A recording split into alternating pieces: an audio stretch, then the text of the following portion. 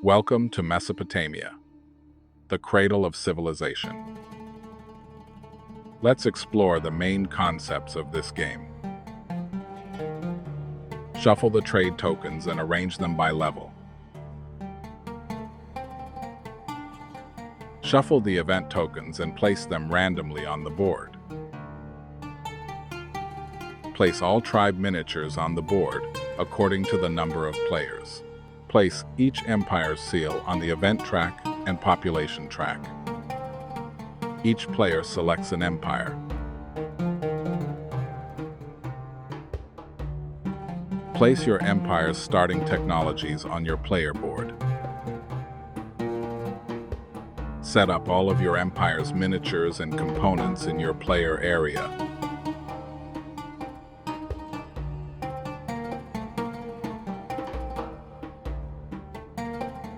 Complete your empire's unique setup as described. You are now ready to begin your journey in Mesopotamia. Your empire's technologies are effectively your actions. Each player on their turn rolls the dinger dice. Match the symbols on the dinger dice with the actions on your player board. You can always take one additional action by placing your amphoria on it. Action types.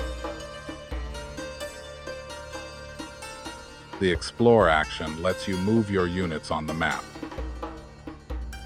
Both the spearmen and the horsemen are activated and move according to their speed.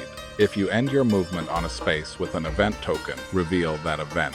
Every event gives you 2 ways to react. Pick the one that suits your strategy.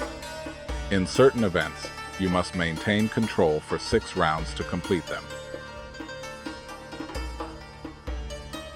Complete the event successfully to advance your position on the event track.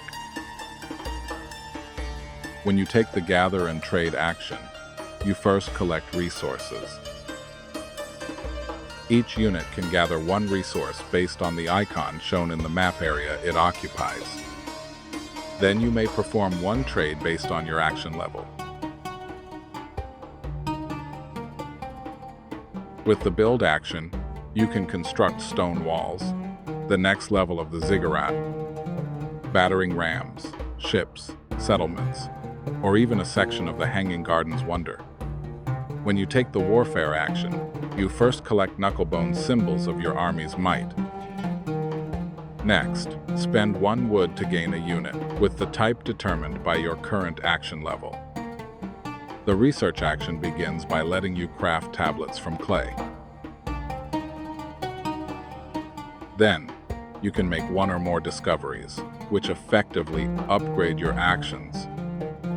The Grow action increases your empire's population. Spend food to move your seal forward on the population track. As your population grows, you can deploy more units onto the board to expand your dominance.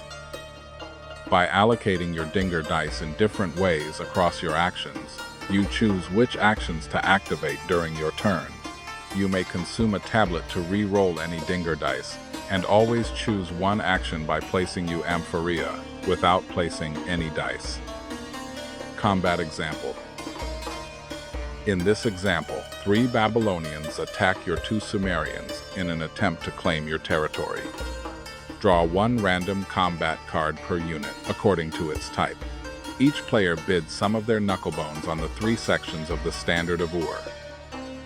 You may bid any number of your knucklebones on the 3 sections: Strength, Tactics, and Mobility. Strength check. Compare your strength bid against your opponents. The Babylonians have a surplus of 2 knucklebones, which they allocate to their units as they choose. Tactics check. Compare your tactics bid against your opponents. You have more knucklebones than your opponent, allowing you to set the combat formation. Then you allocate the surplus of 1 knucklebone to any of your units. Mobility check. Compare your mobility bid against your opponents. The Babylonians have a surplus of 1 knucklebone, which they allocate to any of their units. Resolve. Opposing units, positioned by your tactics, compare strength scores. Add the tactics score to a unit's strength if it has a tactical advantage over its opponent. In this case, the spearman has a tactical advantage against the horseman. Ties are broken by whoever is higher on the event track. In this example, let's assume you are higher on the event track.